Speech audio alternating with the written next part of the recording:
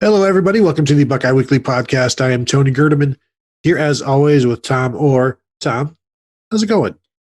Tony, today felt like a little bit of a milestone, like the first major step towards the 2021 college football season. Like we hadn't, you don't officially turn the page from 2020 to 2021 until you have that first press conference where it's like, okay, we're just talking about the new stuff. We're not really asking a lot of questions about the last one.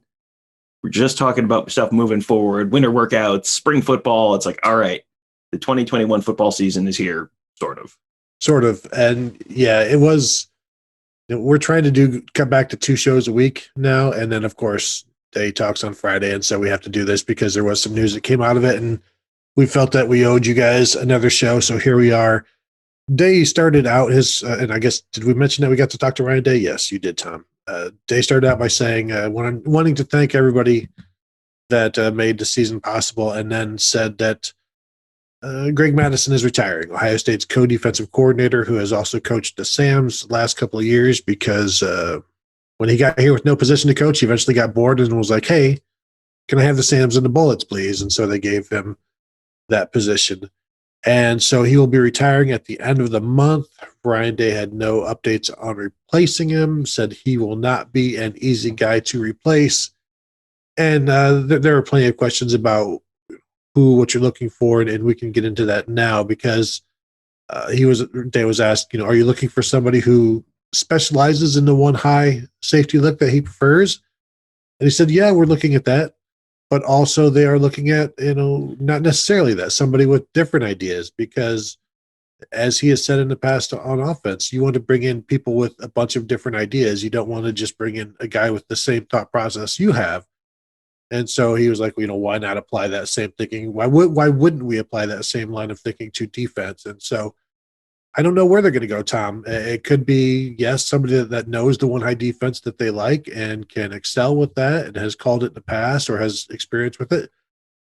Or they go get somebody new that has much different experience. Kind of Kerry Combs has much different experience. And with Dean Pease at Tennessee, with Tennessee Titans, he said that Dean Pease is called like every defense known to man. And so he's had some experience with that.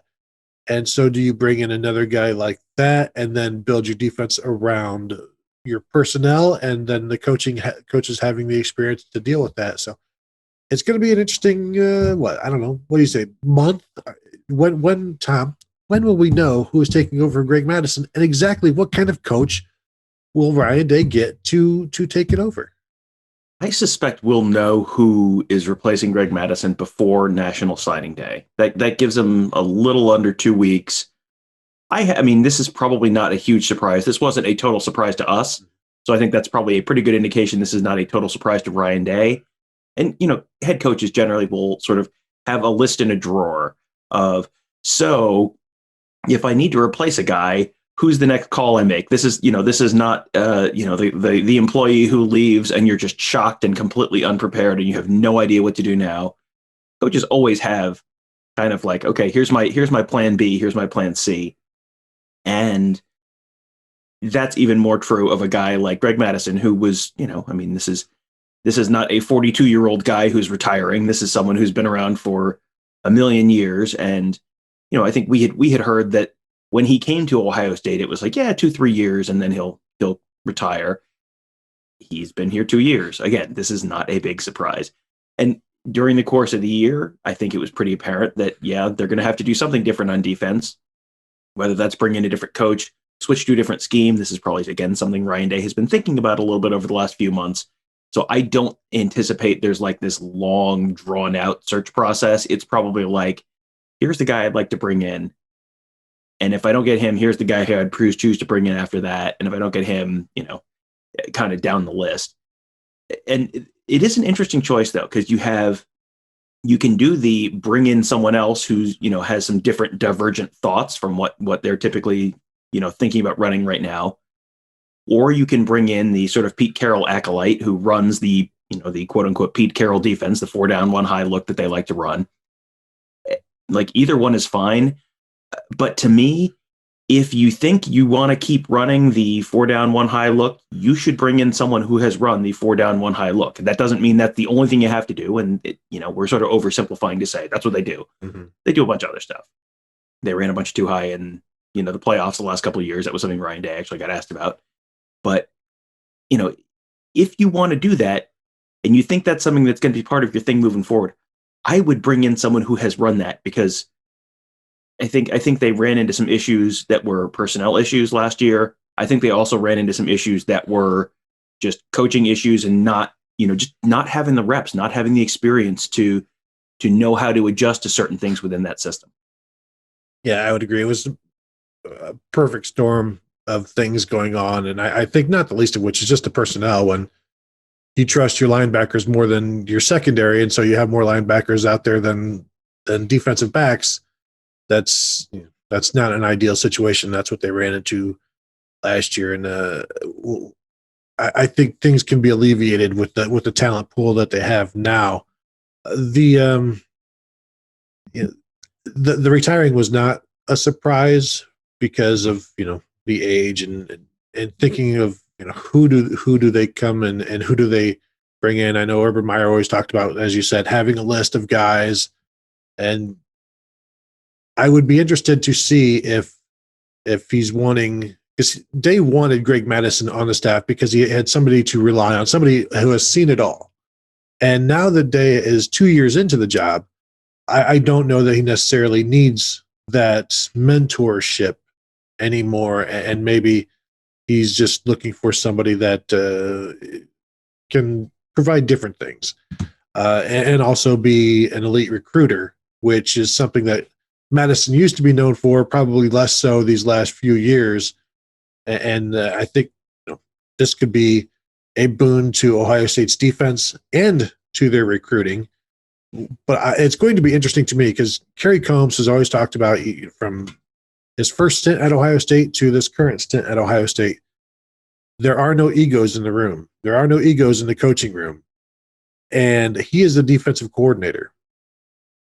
Will his ego that he does not have take a hit if Ryan Day brings in somebody who knows his defense and is better at calling it? And we're going to put that to a test, the whole no egos thing. And I do believe it. But once you become a defensive coordinator, it's kind of hard to give some of that up, or as a public figure, know that it has been taken away from you in some part, don't you think? I think it has to be a little bit difficult. And, once you achieve this level in the profession, your chosen profession, it's like, all right, I've arrived. I can do, now this is what I do. And, you don't want to give it up, and you don't want to necessarily feel like, hey, I maybe wasn't as prepared for this or this specific circumstance as I would have hoped. But this is also, I think, maybe a little bit the similar to the Jeff Hafley, Greg Mattison thing, where they brought those two guys in, and it was like Hafley had run the scheme. Mattison was the guy who had seen it all in the college game over the previous decades, and had dealt with college kids and knew all about working with college players, and here's how to adapt to working under the college schedule where you don't have all these off-season OTAs and all that kind of stuff like the NFL guys do. You may have sort of a little bit of a spin on that this year if they bring in, there've been a bunch of names thrown around in terms of this defensive coordinator position already, or that, co-defensive coordinator, or whatever this position ends up being. If you go with some of the NFL names that they've talked about, and there are a couple Pete Carroll guys, Nick Sorensen, Chris Richard, are a couple names that have at least been sort of thrown out as former Pete Carroll assistants or current Pete Carroll assistants who may have some kind of, maybe some kind of a fit here. And we don't know exactly how legit either of those names are right now. But, those guys are going to be guys who might be coming in a little bit more like Jeff Hafley, where Jeff Hafley came in, NFL background, didn't have the college background, but had the schematic background. Now, Kerry Combs will be replacing Greg Mattison as the guy who has the college knowledge. Well, it was unintentional. The university knowing. How about that? The background in working with college players, working with that college system, working with the restrictions of the collegiate system, and be able to handle that part, where you have the other guy who comes in and maybe has the more specialized scheme knowledge, who can then help Kerry Combs with the adjustments. And again, this will be his second year if they continue to want to run the system. If it's Kerry Combs' second year, now Kerry Combs has a year of reps calling plays. Now Kerry Combs has a year of reps working in this system, seeing, okay, because this is all a cat and mouse thing. It's like, okay, here's what we want to do. Okay, here's what they want to do against what we want to do. When they do that, how do we adjust to that? And then when they adjust to what we do then, how do they adjust to that? It's back and forth and back and forth. And, you might be to the first adjustment level after, in the middle of your first year. You got to get to like the fourth adjustment. Like, okay, when we do this, then they do this, then we do this, then they do this, and we do this, they do this. You've got to kind of be down the road a little bit. And if you've coached in that system for a number of years, you kind of know what people are going to do. So I think that would make a lot of sense. If that's what they want to keep doing, I think it would make a lot of sense to do that. But, you've seen also probably some college names thrown around, and Corey Raymond, like the LSU defensive backs coach, cornerbacks coach, who's, there are advantages to bringing in someone who's an ace recruiter and great at his position. And, that was a name that we heard a lot a year ago too. So, there are a bunch of names. There's a bunch of different ways they could go with this. But, if they do decide they want to keep running, really stick with that single high four down front, I think it would behoove them to think about bringing in someone who has some pretty direct experience with that. Yeah, and whoever they do bring in doesn't necessarily have to be a position coach of, like I said, when Greg Mattison came in, he had no position because he was they have the 10 assistant coach thing. And so everybody already had a position. And if to me, like Corey Raymond would seem to be doubling up Kerry Combs in terms of the DB aspect, but not necessarily because, maybe you don't need a position coach again, but I still think you'd want that guy involved with your position coaches at some point. Now you've got 3 guys in the secondary. Do you make Barnes a full-time special teams guy instead and take him away? I don't know how much sense that makes. I think Jim Harbaugh did that with his son Jay, is moved him from running backs to a full-time special teams guy. Yeah, and you could move Barnes from special teams and safeties to special teams and Sams and bullets if they wanted to. That was one of the things he talked about, is sort of reallocating the personnel that they have. And, that could be Al Washington gets moved, gets promoted somewhere and they bring in a new linebackers coach. There's a million different ways they could do that. But yeah, it is they have a bunch of different directions they could go. It is going to be legitimately interesting. This is one of these kind of like nitty gritty, like there are a bunch of people who are just watched the Ohio State game on Saturday, and that's the extent of their thinking of it. And, they don't care about any of this stuff at all. But, if you are listening to an off-season Ohio State podcast, like this is the kind of thing that is like, it's super interesting, all the different directions they could go and like what that might mean for the program for the next year or two. I say just go throw $3 million at Marcus Freeman. That name was thrown around a bunch on our board, and my suspicion is that first of all, does Marcus Freeman want to come and be a co-defensive coordinator? Right. Probably not. And, he is someone who, again, this probably did not catch Ryan Day completely off guard that Greg Mattison was going to retire at the end of his contract, because it didn't catch us completely off guard. So Ryan Day was probably aware of this earlier, could have approached Marcus Freeman if that was really something he was, he was thinking like, hey, would really like to do that. And again, like Marcus Freeman, that's not really the system Marcus Freeman has run, under Luke Fickell at Cincinnati. So Marcus Freeman, if you don't know, just took the defensive coordinator job at Notre Dame. So that he's got a good spot. He just brought one of UC's personnel guys with him, so I think he's thinking that might be a long-term spot. So yeah, I don't expect Marcus Freeman to be the move for Ohio State. It would have been an interesting hire, but again, that doesn't. If you're looking for someone to run that sort of Pete Carroll defense, that's not something that Marcus Freeman has really done. It was interesting to sidetrack on Freeman for a bit, and Brian Kelly bringing over UC's like version of Mark Pantoni, basically, to do the defensive version of Pantoni. So it almost feels like they've split now. You've got an offense and a defense director, player personnel recruiting. I wonder if that's going to be the move going forward. or if it already is kind of with Ohio State, but then you have one guy, Mark D'Antoni, overseeing all of it. It's just more of the minutia that nobody cares about, Tom. I wonder if what Combs needs or what Day wants to get for Kerry Combs is his version of Kevin Wilson, the guy that works hand in hand. He's always in your ear. You're thinking the same, helping you out when, not that Ryan Day needs a bunch of help, but Kevin Wilson is a tremendous play caller. So yes, Ryan Day has the ability to listen to what other people are telling him about the offense and go from there. And maybe that's something that would help out Kerry Combs. It will be interesting to see what they do, because it sure seems like Day is not at this point tied to anything, because one of the interesting questions he was asked is, if you're always having to change your defense in the playoffs to fit the most talented teams you're going to play, why not just start out that way? That way you don't have to change anything. And he was like, well, the Alabama thing was just a culmination of many things, including personnel, including COVID, including an offseason that didn't really exist, and development that didn't happen. And so you can't really throw a bunch of it at that game. And he did say the defense played fine against Clemson. I would agree. Say what you want about the 400 yards passing. It was relatively harmless. But it is an interesting thought if that one high was taken advantage of in 2019, even though it was really good until Sean Wade was out, or until he left. I feel like that defense can work, but you've got to have the guys to play it, and they didn't this year.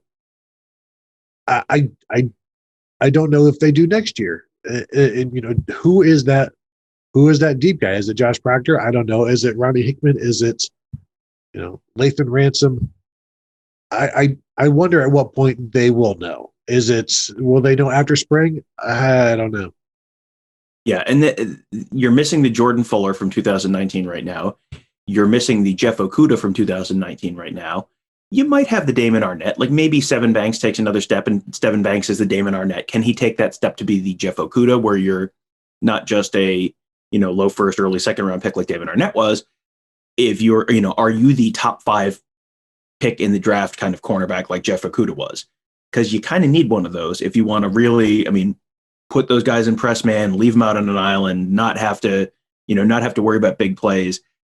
That's asking a lot. Do they have the pass rush next year to, do they have, maybe you don't need a Chase Young, but you need 2 guys who can add up to be a Chase Young. Do they have that next year?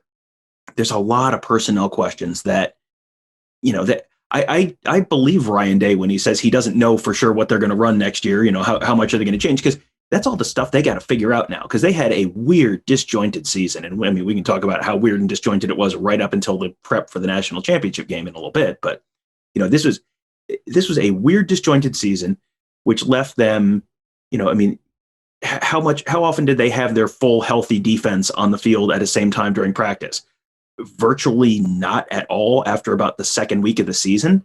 And, that was one of the things Day talked about, is like, normally you have a chance to, you do a bunch of reps in practice and you sort of figure out what works and what doesn't, and how you adjust and all that kind of stuff. They didn't have the luxury of that, because they weren't repping a ton in practice. They had a bunch of practices that were supposed to be padded practices that got turned into like shells, and you can't do nearly as much in shells, and you can't figure out necessarily what's working and what's not if you're in shells instead of full, like a fully padded practice.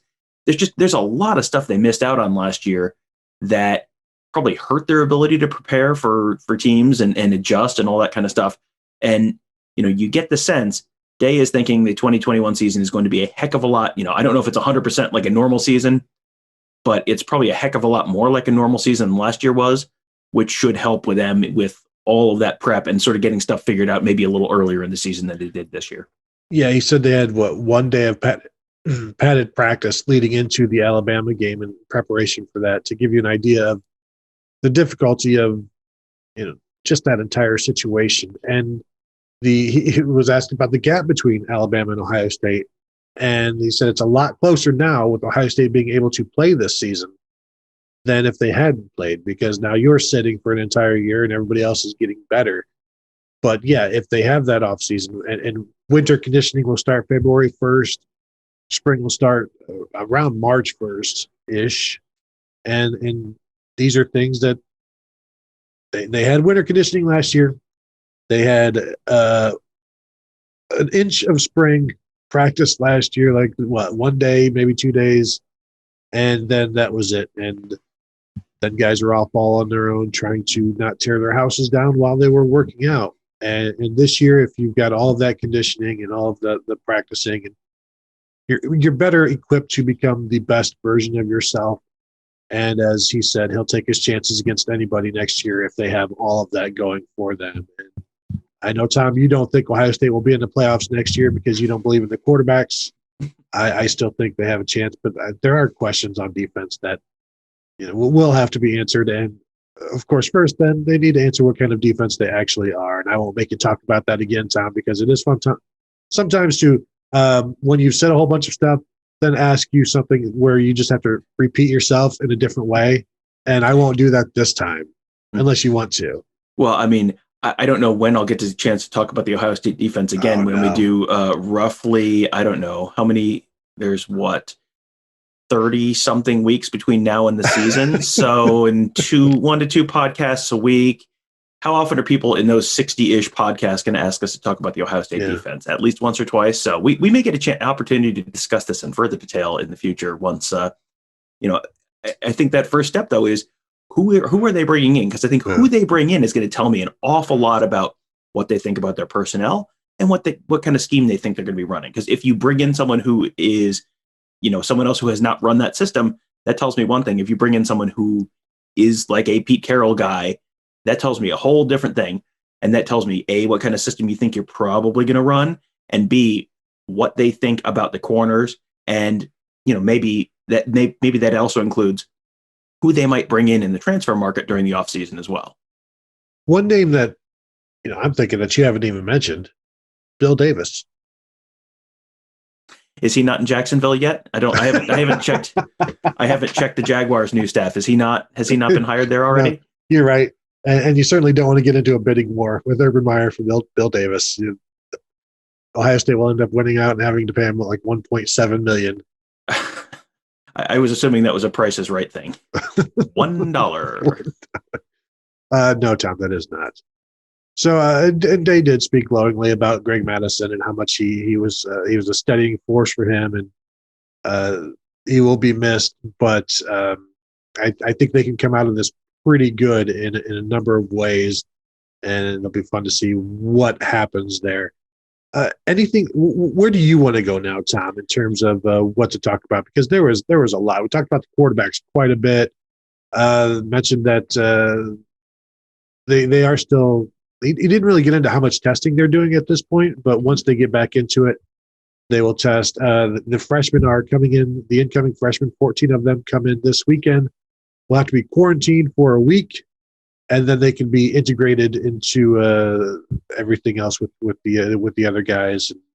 That will pretty much culminate with the February 1st date of workouts. So that's the next thing for these guys. It is interesting you come in and then you quarantine. It's like you're traveling abroad, or your pet is traveling abroad and they have to stay locked up for a week before you can let them come out to your bungalow.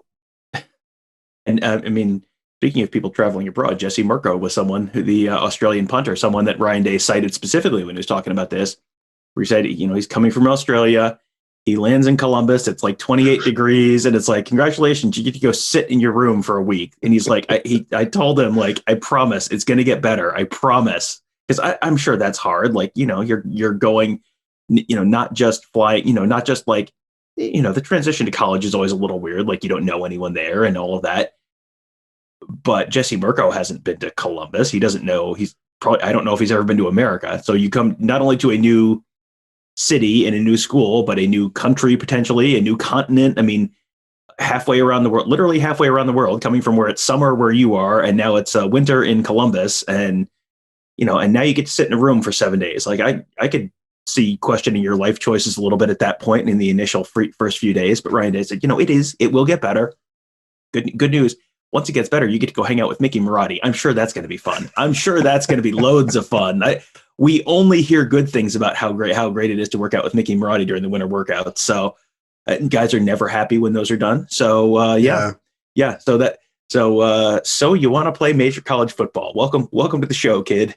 That'll be fun for Jesse Mirko and probably all those freshmen. I mean, they have made a point in previous years to sort of segregate those freshmen out because it's not realistic to expect those guys coming, from a high school strength program to be able to immediately just like jump in with what the guys who've been working with Mickey Marotti for 1, 2, 3, sometimes 4 years already can do.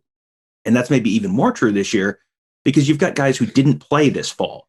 Evan Pryor in North Carolina. North Carolina did not have high school football this fall. Travion Henderson in Virginia did not have high school football this fall.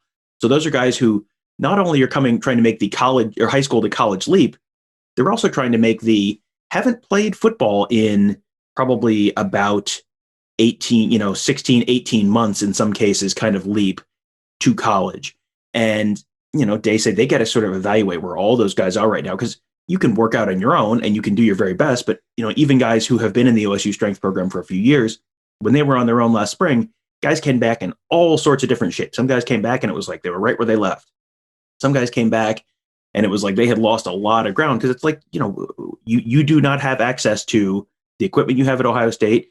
You do not have access to the motivation of Mickey Marotti and his coaching staff at Ohio State. And so it can, that can be hard. So they got to figure out where those guys are aerobically, strength-wise, flexibility-wise, all of that stuff. And then they sort of adjust from there. So I think that's going to be quite a ramp up for those guys. I am looking forward to talking to some of those freshmen whenever we get a chance to talk to those freshmen, because I bet going from a fall where you didn't play at all to welcome to Mickey Marotti's world is going to be a really, really fun transition for those guys. With Mirko, at least Day didn't be like, it's actually not that bad. Like, it's 37. It's pretty. It could be much worse, when he's talking to Mirko about how cold it is, because actually it hasn't been bad yet, knock wood, in Columbus. And maybe it's been bad for an Australian. But what time would be great if, when we do get to talk to these guys, if you talked to Jesse Mirko in his native Australian language. That's not a punt. That's a punt. And I look like, wow, you speak Australian too? Wow, this is incredible. Yeah. We have. I did think, if we're going with podcast memes here, I did think briefly, like, what's Don Brown doing right now? Could they hire Don Brown away from Arizona? And what kind of scheme has Don Brown run? So that would be a good fit for Ohio State. It would be fantastic to see him just from a meme perspective. I'm not sure the cover zero, blitz everyone, give up lots of touchdowns defense is what Ryan Day is looking for. So I'm not sure that's going to stick. He's with Jed Fish at Arizona right now, in case you were wondering. He's, I think they only wanted to take the good Michigan coaches and not the other Michigan coaches. That seems to be Ryan Day's track record. I do recall a moment in time in this show's history where we were like, Ohio State should offer Don Brown $2 million, just come be the defensive coordinator. But that was back when he was good, and then had good players. That was before the 2018 Ohio State Michigan game, which kind of changed the trajectory of that whole. That was one of those. We talked earlier about how do you adjust to what the other teams adjust to what you're doing. Like Don Brown had a great plan A, and then once Ohio State showed, okay, and here's how you beat this. It was like there wasn't a tremendous adjustment after that, and again, part of that is personnel. This is you always have to kind of evaluate the defense with the personnel. If you don't have cornerbacks and you don't have an interior defensive line, it's not super easy to have a good defense. So that's something that Don Brown ran into in Michigan, probably going to run into in Arizona as well. You see plan A not working, and he's like, need more plan A. Get some more harder. Plan A. Exactly. It's harder. But it is interesting that it worked in the ACC or Big East, whenever, whatever the Boston college was when he was there, and they would finish like first or second nationally in certain statistics, and then it just flames out at the end. But we don't need to go into flaming out when we talk about the Ohio State quarterback situation, Tom. Not yet. Let's wait until maybe August before we do that. Was it just me, or when Ryan Day is talking about the quarterback battle, I don't recall hearing Kyle McCord's name even once. And maybe he did mention him in passing, but whenever we're talking about the quarterback battle, it was CJ Stroud and Jack Miller. Was I missing anything there? Well, I think part of that was a function of a lot of the questions were about how far those guys were behind because it was a weird 2020 season and they didn't get a lot of reps and all that kind of stuff. So some of that it has to do with the questions. He did mention McCord at least once, talked about those three guys, that kind of thing. So yeah, I did not come away thinking like, oh no, this is a 2-man race. It very much, I think it was more of a function of the questions he was answering versus the status of Kyle McCord in the quarterback battle. Because I was trying to get back in there for a second question, and I did want to ask, without these young quarterbacks, without the freshman quarterbacks getting any real game time, they both had touchdown runs or whatever, but how much of a lead do they have? Is it an insurmountable lead for Kyle McCord? And of course, he's not going to say it is an insurmountable lead, but like, how much of a lead do they have? Because they did get plenty of reps in practice, and he declined to answer who got the reps the last couple of weeks when Justin Fields was hurt. Even though I think who played for Justin Fields when Justin Fields went down? Exactly. So that's the answer there. But he also said that there's nothing like game reps, and so I just wonder how much of a lead they have. They've been in the system for a year, so they have that lead. But Kyle McCord has also, I'm sure, been studying here and there. I mean, he didn't have football either until just recently, correct? Yeah, I believe that's right, yeah. So, you wonder how much he's been doing in the offseason because he is planning to compete for the starting job, and you're not just going to show up and then, okay, let me know what I need to know. So that will be I don't know how much of an opportunity he's going to be given to compete. Is it 40-40-20 with the reps, something like that? I think that would maybe be a good breakdown.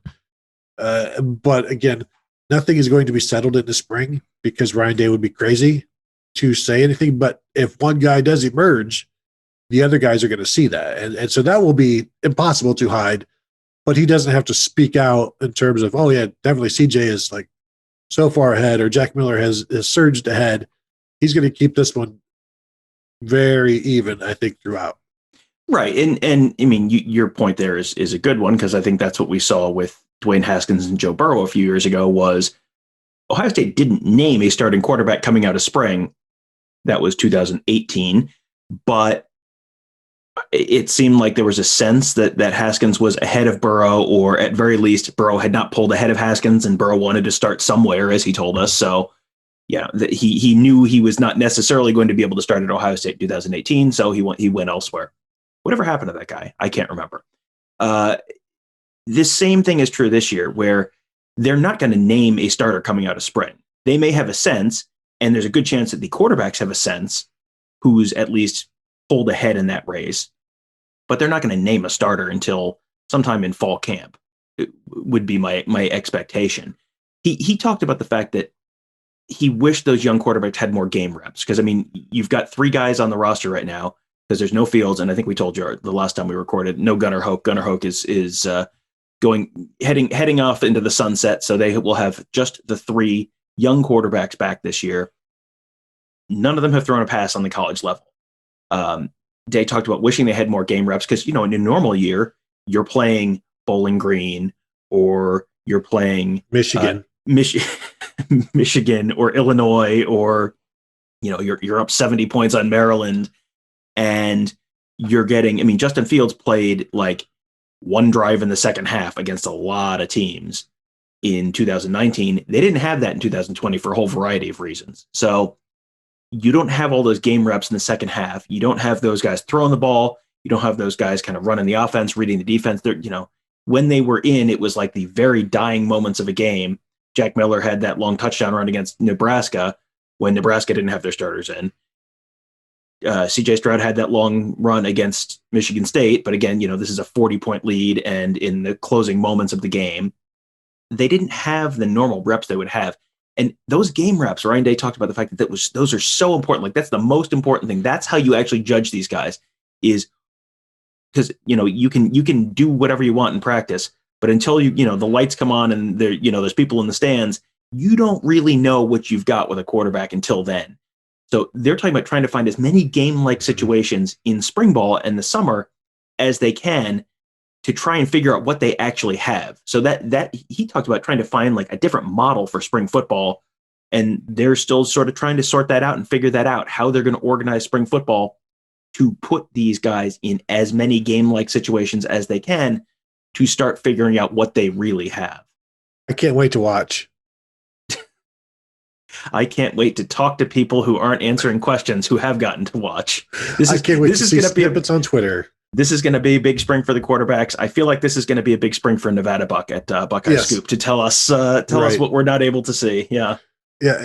And they did say like the freshmen handled it better this past season than he thought they would. But once they get back to campus for the first, it's, now the competition is alive, and the competition will be in everything. I mean, it's going to be, the coaches are going to be watching everything they do. How do the teammates react to them? We saw CJ Stroud send out an Instagram post about being next up, and you see a bunch of teammates say, "Yep, we know it. Everybody knows it." Stuff like that. And of course, then us on the outside look at it and are like, "Well, clearly, I mean, they think CJ Stroud is going to be the guy." Chris Olave comes back. He wouldn't do that if there wasn't reason for it, and Jeremy Ruckert and things like that. But there is still going to be competition, and Day isn't going to tip his hand or his cap. He's not going to tip anything about this. He's not going to doff his cap.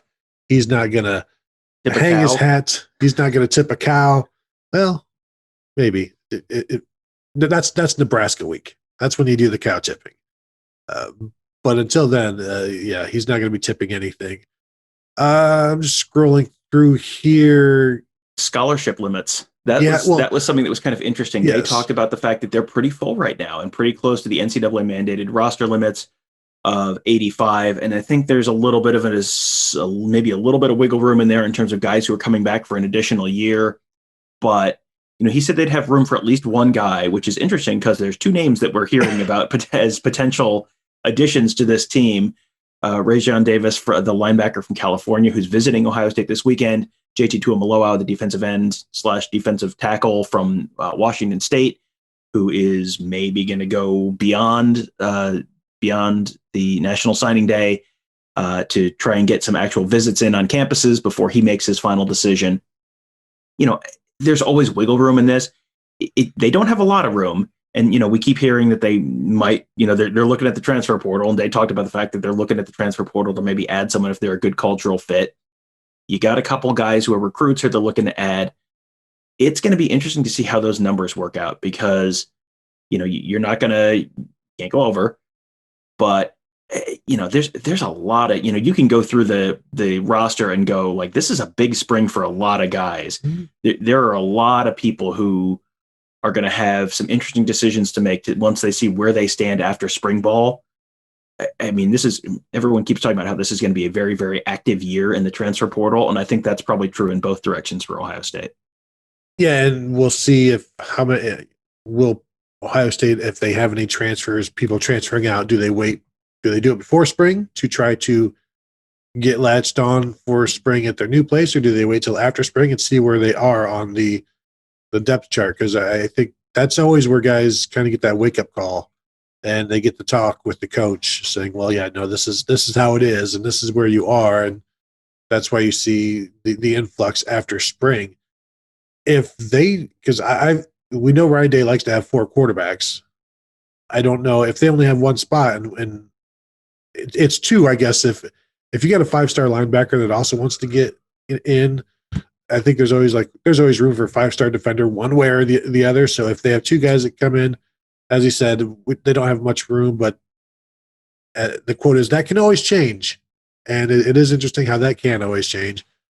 But the fact that he said one spot I think it's pretty significant. And if that one spot ends up, we can almost eliminate the quarterback from the transfer portal with that, unless they lose a quarterback, then you bring somebody in to replace them. But yeah, it is interesting that they don't seemingly have a lot of room. And he didn't seem like there was a lot of interest. He said Mark Pantoni and his guys they look at it every day, and if they end up finding a place that they need it, then they can do it. But he didn't seem like, and maybe it's because you don't want to throw your guys under the bus, your own players under the bus by saying, yeah, we need somebody at corner, we need somebody at defensive end, or we need a linebacker, because there are also linebackers out there in Tennessee and Toa. There's guys out there that are probably looking and they may be getting talked to, but maybe this is another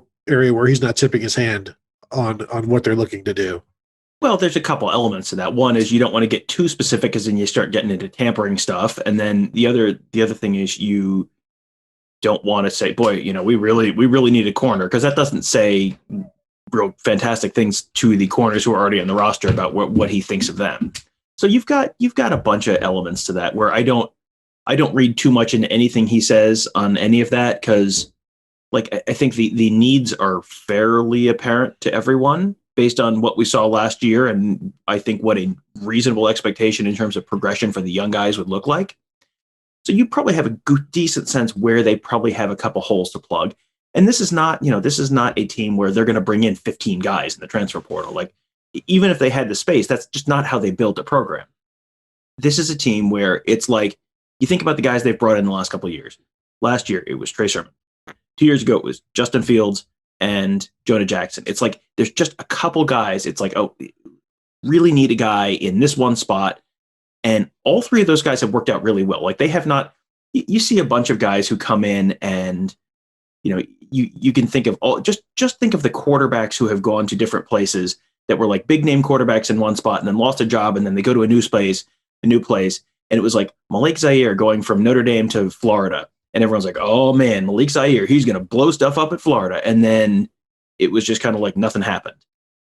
I mean, you have to find someone who's a good cultural fit, who's a good fit in terms of readiness to play, ability to pick up the system pretty quickly, all that kind of stuff. Ohio State has basically gone 3 for 3 in the transfer portal the last couple of years. It would be hard to say Jonah Jackson and Justin Fields and Trey Sermon all weren't huge successes, both from a cultural fit and also an on-field fit and performance kind of perspective.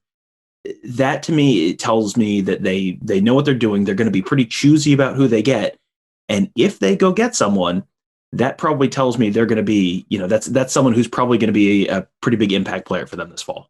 They've had almost the batting average that Oklahoma has had with quarterbacks, basically, except none of Ohio State's guys have won the Heisman. So maybe you give the advantage to Oklahoma there. I don't know.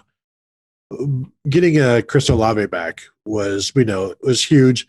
Day was asked, is it bigger off the field or on the field? And he said it's equally as big, because this is something that we have said. Chris Olave got to watch Terry McLaurin and Paris Campbell and Johnny Dixon and those guys see how it's done. And those guys got to watch KJ Hill and Evan Spencer and see how that was done. And you've got this lineage of the right way to do things that they've all learned from. And now, the freshmen, the 2020 guys, 2020 freshmen got to see it a little bit last year with Chris Olave, but now they get to see another year of it and learn from it. And then they will grow and be able to pass this on down. But it is important that they said that the young receivers need to step up. And we would all agree with that. You return Jameson Williams and Garrett Wilson and Chris Olave. That's great, but it's important for the young guys to then create that depth chart, that rotation. And if I know people were concerned, some people were concerned Olave's back, is that going to cost anybody playing time? The thing is, if the guys behind them don't create the playing time, even with Chris Olave there, they really wouldn't be as good as they need to be without him. And so you'd be worse off there as well. So that creates this thing where they know they have to get better to play. And the road to playing is harder now, but that makes them work harder. And if they're just giving stuff by default, Tom, that's how you have a defense that ends up getting killed by Alabama in the national championship game. The promotion by default doesn't work, and so having Chris Olave back to help the other guys get better and to see him continue to work, and as they see him work, that's how they work. And then, gosh, You just got made better, and now you are playing because you've seen what it takes.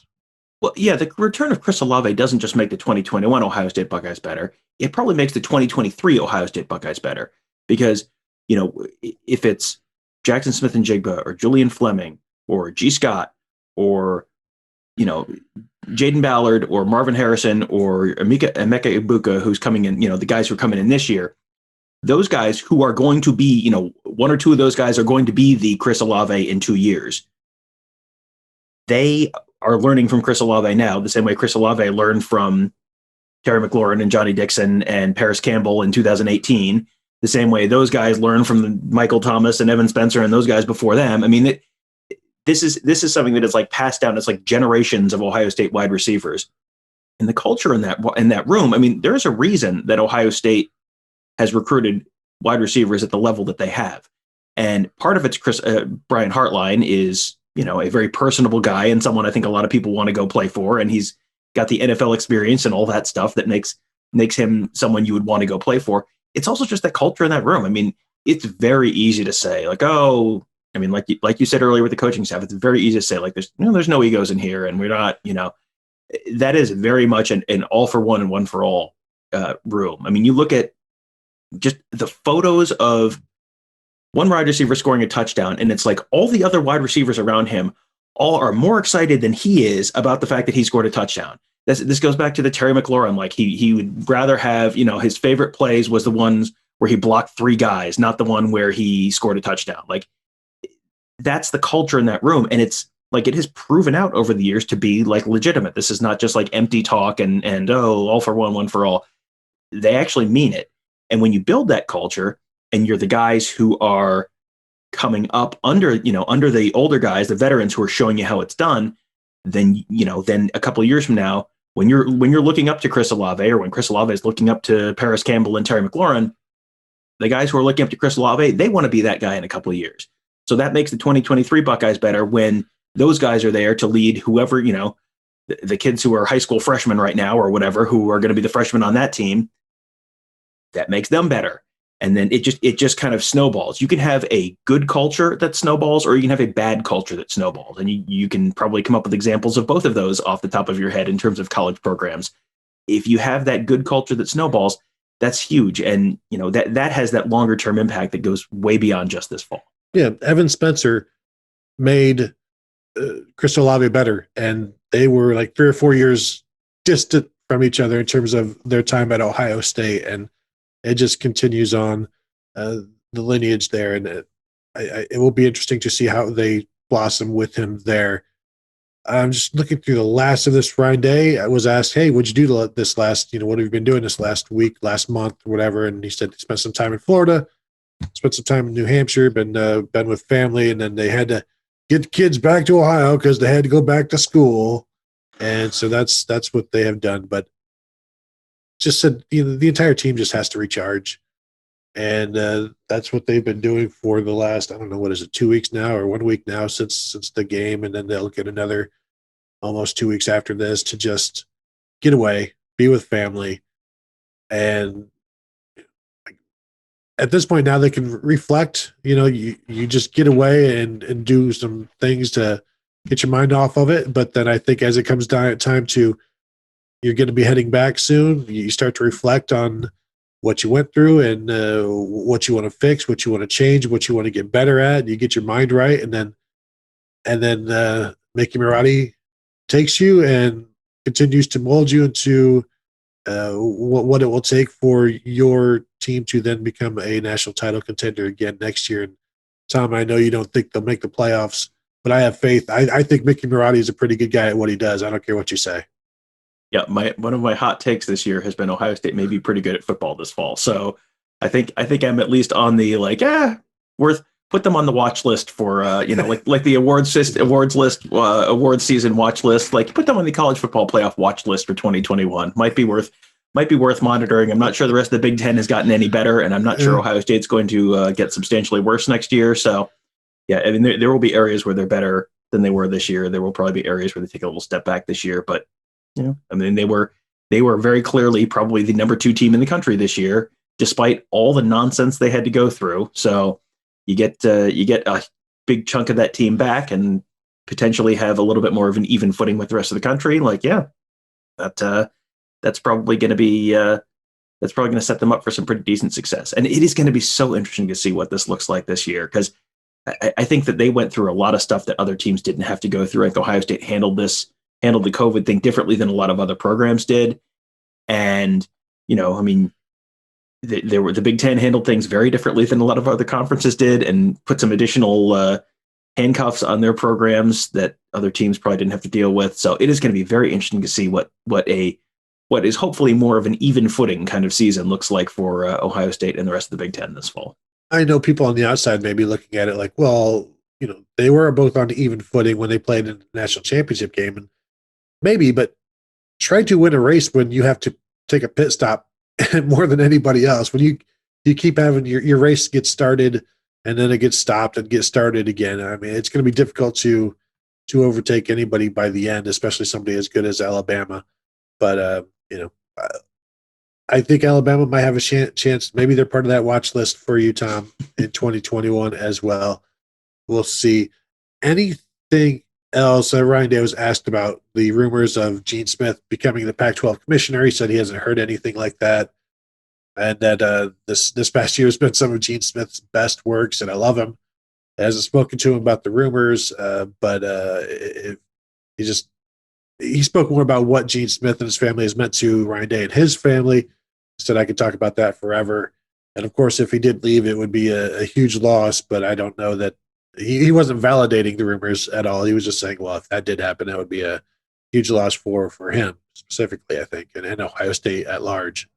Yeah, I mean, Gene Smith is someone who I think catches a lot of strays from Ohio State fans, and some may be more valid than others, but it would be very hard to say Gene Smith has not done an exemplary job over the last 12 months. And I think the people who would criticize him have probably an unrealistic expectation about what what they think he should do as far as the Big Ten is concerned.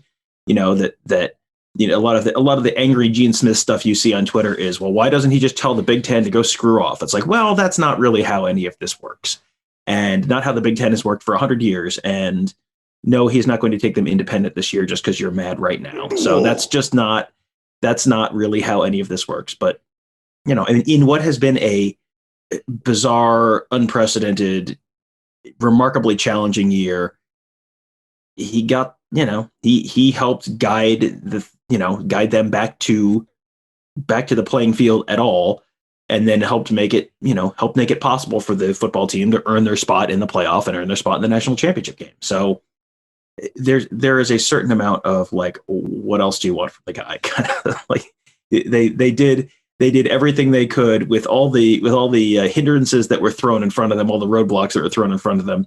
They got back on the field thanks largely to Ohio State and to Gene Smith and the fight that they put up, and got that football team about as far as they could. And you talked about them being on an even playing field for the national championship. Like, well, they were still under the Big Ten's COVID guidelines and all that stuff. So were they really? I mean, and only having one padded practice before the national championship game probably didn't help anything. And that, I think was probably safe to say was probably a little bit due to the COVID stuff with the Big Ten as well. So yeah, there's just, I think they did. It would be hard for me to, you could nitpick stuff with Gene Smith or Ryan Day or anyone in the leadership at Ohio State last year, but like, given the circumstances, it would be hard to imagine someone else doing a substantially better job than either of those guys did last year. No, I would agree completely, and I keep saying it's difficult to judge somebody based on their performance this year.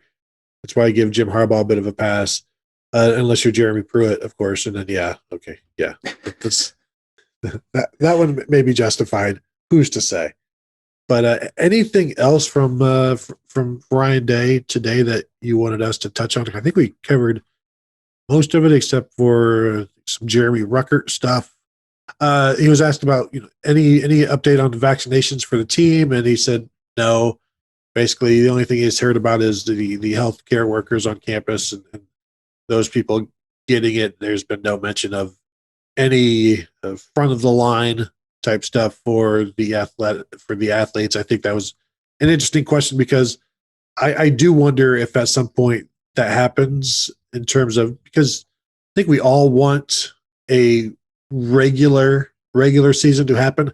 However, if you start moving people to the front of the line like this, that's going to create some outcry. And so I think what would be better for the entire country is just get as many vaccinations to as many people as possible, Tom.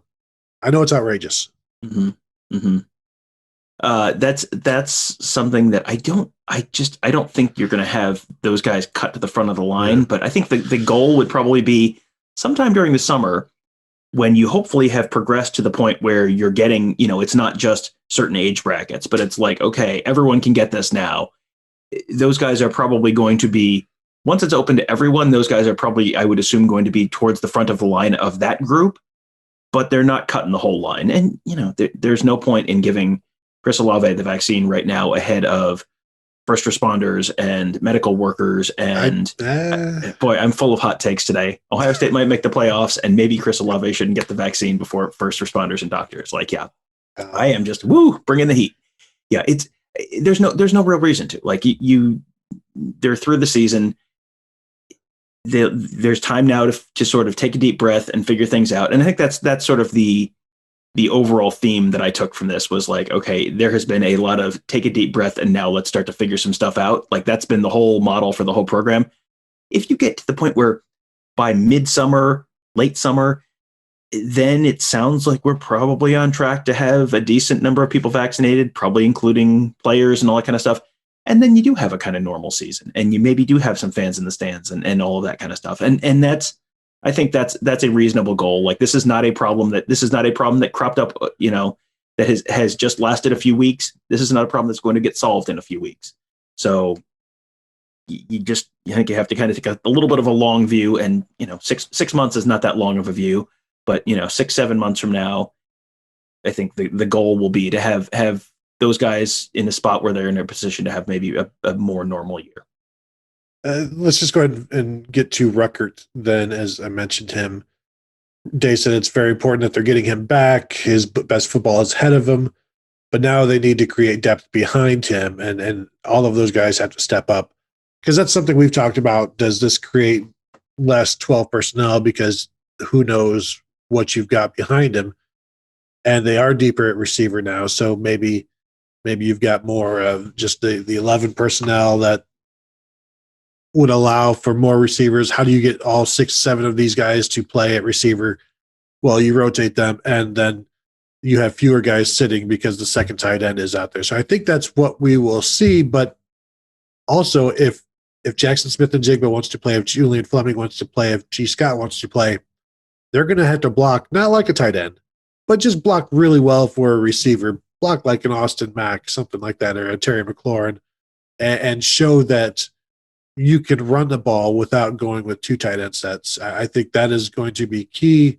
And then as long as you block, then we can trust you, and now you can play whenever. And I think it's going to be key to see how does Cade Stover step up? Does Joe Royer? What does Sam Hart do behind Jeremy Ruckert? Because while what we saw from Cade Stover this past spring, the one time we got to see him, he looked like a more than a serviceable tight end. He looked like somebody who could do something on offense. We'll see if that continues this year, and then it becomes instead of like who do you play at receiver, then it's like Jackson Smith and Jigba versus Cade Stover, or Julian Fleming versus Cade Stover. Which one of those guys gives you the best options? Because in the past, it has been the receivers. It's only been in the last couple of years where it's been Luke Farrell and Jeremy Ruckert give you more of an option on offense. So that's going to be an interesting competition to watch. Even though they are separate positions, they are still competing against each other. And one other thing that was interesting to me in that conversation was Day talked about like, well, maybe go from more 12 to more 11, or more, and then he said more 20 personnel. Now let's define some terms real quick for people who may not know. 12 personnel is that number is the first digit is the number of running backs in the field. The second digit is the number of tight ends in the field. So 12 personnel is one running back, two tight ends. Ohio State ran a lot of that last year. 11 personnel, one running back, one tight end. 20 personnel is two running backs, no tight ends. Now, was he just throwing that out, or is that something they're really looking at doing? Are they going to have maybe two running backs in the backfield at the same time? Because that's going to be a pretty deep running back room. If you're not confident in anyone behind Jeremy Ruckert, and you've got Mayan Williams, Marcus Crowley, Master Teague, Travion Henderson, Evan Pryor, Steel Chambers, any of those guys, that's a deep room. You might see some different looks from Ohio State next fall that, beyond, go from 2 tight ends to no tight ends. And how many 2-back sets did we see this year? Virtually none. Yeah. And it's been talked about for a few years, but never happens. Yeah. I go back to the Mike Weber and J.K. Dobbins, in the backfield at the same time set that we heard about for literally years. They talked about that. And I think we saw one snap of it maybe in the Cotton Bowl, maybe. And it was just like it never actually happened. So yeah, that'll be interesting to see if, what that looks like. I think the general concepts of the Ohio State offense are going to look, are going to be largely the same. And the general philosophies of the Ohio State offense are going to be the same, but it might look a little different next fall than it did this year. Well, and Ryan Day has mentioned Evan Pryor as a guy who could run it and catch it and could be used in that role. So maybe that's one of the guys they would look at. I'm going to guess, though, that it just means Mitch Rossi is going to be in the backfield as a fullback at this point. But yeah, like if no other tight ends step up and you have to give Rucker a break, then you just do it with other personnel instead of another tight end. So those guys will have to obviously show that they belong on the field. Anything else, Tom, before we get out of here? I think we covered just about everything that Ryan Day had to say today. Yeah, I went through my extensive list of notes from the press conference, and I think we have hit every single one of them. So I think we're done. I think we can go take a weekend now. Do you promise? Well, let's leave that up to Ohio State to determine. We'll see how that goes. Yeah, that'll do it. I did not use any notes, Tom. All from memory. Mm-hmm. That explains why you kept talking about Chris Holtmann throughout the show. Like, no, that's a different sport. No, that wasn't. But like Urban Meyer said today. No, so I think that will do it. Thank you guys for listening. Remind you to check out BuckeyeScoop.com. And especially now with the coaching search, there is no time like the present to join the Ask the Insiders board and become a member, a monthly member, an annual member, because there is going to be information flying from all of our insiders. There's already information out there regarding some names and some recruiting is still hot and heavy, and there are names there as well. Transfer portal names are popping up. All of this is going on the Ask the Insiders board. Definitely premium information worth the price of admission. So if you're not yet a member, I would suggest doing that. Tom, who you got on the morning scoop on Monday? Oh, Lord, give me a weekend, man. Come on. I said let's enjoy the weekend. We'll figure it out. I had Friday morning, I had on our good buddy Kyle Morgan, who is a scout for Catapult Sports. He does player personnel evaluation for a company that evaluates high school players for colleges, and had him on to talk about Justin Fields as a pro prospect. What does he, where does Justin Fields' strengths lie as far as a pro prospect? Where are some things that he's going to have to work on, or things that may hold him back in the start of his pro career? And also, kind of maybe most interestingly, which teams, like you see all the mock drafts, which teams are actually the best landing spots for him, just in terms of system and fit and all that kind of stuff. So not necessarily where will he land, but where would be the best spots for him to land. And also talked a little bit about Dwayne Haskins and how big a difference will it really make? He went to Washington. I think we all thought like he would have a pretty good pro career and did not. And he is not the first person to go to Washington and not have a super great pro career, especially as a quarterback. So, how much of a difference will it make to go from a program, a system and an organization like Washington to now he just signed with the Pittsburgh Steelers? How much of a difference will that make? And, will that kind of change the trajectory of his pro career as well? So that was a good conversation. And then Monday, I don't know, I'll have someone else on. If you ask me again, I'm just going to tell you it's you. So better not ask again. Don't make threats on this show to me, because I don't like to be threatened, and I certainly don't like to be punished. So that will do it, Tom. Thank you all for listening, and we will talk to you Tuesday. That's not a question mark. That's a statement. We will talk to you guys on Tuesday. Have a good weekend.